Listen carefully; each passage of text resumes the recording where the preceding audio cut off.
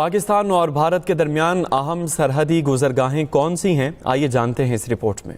پاکستان اور بھارت کی 3323 کلومیٹر طویل مشترک سرحد ہے۔ اس سخت پہرے والی سرحد پر کئی کراسنگ پوائنٹس موجود ہیں، بیشتر محدود تجارت اور سفر کے لیے بند ہیں۔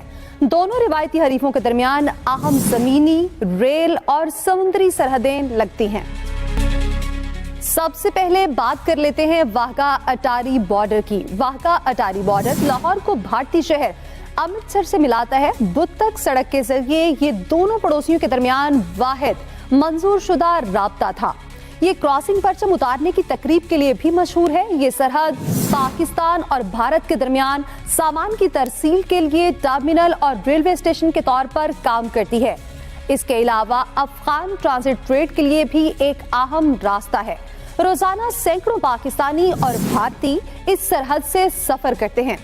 2019 تک یہ سرحد دونوں ممالک کے درمیان ایک اہم ریل لنک کے طور پر بھی کام کرتی رہی۔ سمجھوتا ایکسپریس بھارتی دارالحکومت دہلی سے اٹاری بارڈر تک اور پھر لاہور تک چلا کرتی تھی۔ یہ سروس اب بھی معطل ہے۔ جی میں اب موجود ہوں گنڈا سنگھ والا بارڈر پر۔ اس کا محل وقوع کچھ اس طرح سے ہے۔ بارڈر گنڈا سنگھ والا سرحدی گزرگاہ قصور کو بھارتی پنجاب کے فیروز پور سے ملاتی ہے۔ 1986 تک یہ دونوں ممالک کے درمیان اہم سرحدی گزرگاہ تھی۔ چلیں اب چلتے ہیں مونا باؤ کھوکھرا پار بارڈر پر۔ یہ سرحد سندھ کو شمالی بھارتی ریاست راجستھان سے ملاتی ہے۔ یہ کراچی اور بھارتی شہر جودھ پور کے درمیان ایک ریل لنک کا بھی کام کرتی تھی۔ دونوں ممالک کے درمیان بڑھتی ہوئی کشیدگی کے بعد اسے 2019 میں بند کیا گیا تھا۔ اب آپ کو لائن آف کنٹرول لیے چلتے ہیں۔